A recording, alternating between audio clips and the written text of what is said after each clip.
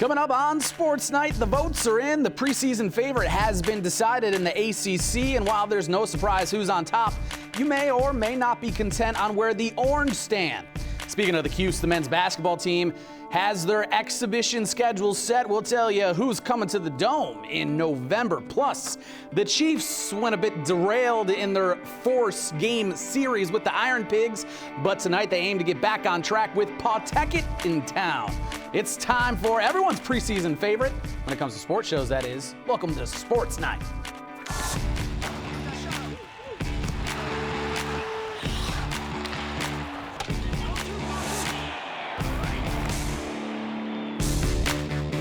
And welcome to Sports Night, everybody. I'm Erik Columbia. Now, when you play football, you're full of passion. You can be fiery, and the sport sure is unpredictable. In this year's ACC, you sure bet we're going to have some of that unpredictableness as well.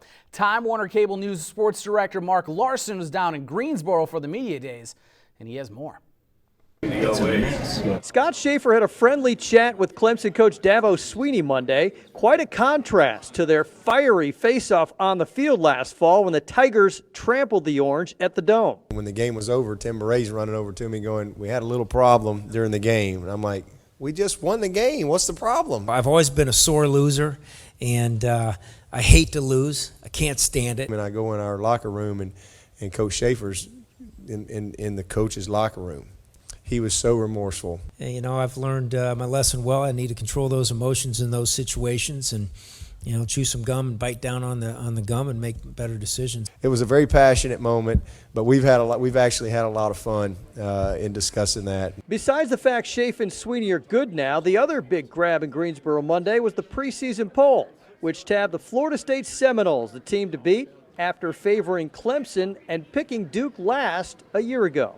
See, we're evaluating y'all too. So I evaluate y'all. How many times your percentage? Hey, if your percentage of getting it right was my percentage of coaching, you wouldn't have a job either. Fellow Florida school Miami is picked to win the Coastal Division and set up an all-Sunshine State ACC championship. Clearly, there's a standard of excellence at the University of Miami that was set forth by the previous teams and players, and you're held to that standard, which we've all accepted. The Orange aren't projected to challenge for the crown this season, picked 4th in the Atlantic Division. But Schaefer says this program is poised to take another step forward. Let's better everything that we did the year before by 1. You know, that's the starting point. By no means is that the bar. You know, I mean, the bar is to go to the top, try to win the ACC conference, get ourselves to, you know, to a championship situation. So the fences are mended, and now the stage is set. 2 weeks from Friday, the Orange report for training camp, and 4 weeks after that, they'll kick off the new season with Villanova. At the ACC football kickoff in Greensboro, I'm Mark Larson, Time Warner Cable News. Here's a complete look at how the ACC played out in the preseason poll, starting with the Atlantic Division. The defending national champs, FSU, sitting at the top. Syracuse is going to round out the top 4, just behind new to the ACC, but a former Big East foe in Louisville. Over in the Coastal Division, a little bit more wide open. 6 teams receiving first place vote, but Miami is sitting atop of the Coastal Division. Now, over on the hardwood, the Orange men's basketball team set their exhibition schedule. They're going to take on one of Canada's finest in Carleton, and they'll take on Adrian out of the Great Lakes State. They'll have those games November 2nd and 10th before the games start counting for real November 14th at the 2K Sports Classic at the Dome. Now on the baseball diamond, the return to NBT Bank Stadium really hasn't gone that smoothly for the Syracuse Chiefs. In their 4-game series against Lehigh Valley, they only managed to take one of those games, but the good thing about baseball, you have another game the next day. Let's go out to NBT Bank Stadium, where trying to get a win against the Pawtucket Red Sox, and so far not so good despite the rowdy crowd. 2-0 Paw Sox. Carlos Rivero homers off Aaron Laffey, which not very funny for the Syracuse Chiefs. 3-0 Paw Sox, his 4th of the year.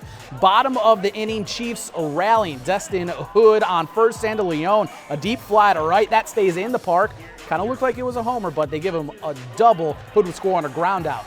Then Emmanuel Burris up later in the inning, singles to right. Leon scores, makes it 3-2. Now after Burris steals second, Jeff Coburnis singles over the head of Jonathan Herrera. Burris tries for home, just beats the throw at the plate, ties the game at 3, but former Chief Corey Brown hits a homer for the Paw Sox in the top of the 9th, and that seals the deal for the Chiefs. They fall again, 4-3. As for the Auburn Double Days, they're at home and maybe too good a guess against the Lowell Spinners. They lose 10-2. Cody Gunter, one of the lone Double Days, actually getting bat on ball. He had a triple in the contest. That was good for an RBI, but Auburn falls to the Spinners by a final score of 10-2. Make sure you stick and stay with Sports Night. We have plenty left on the show. We're going to talk Yankees, plus a Giant is retiring from the NFL after a 10-year career. Plus, we got a little bit more as well. But first, here's the weather on the ones.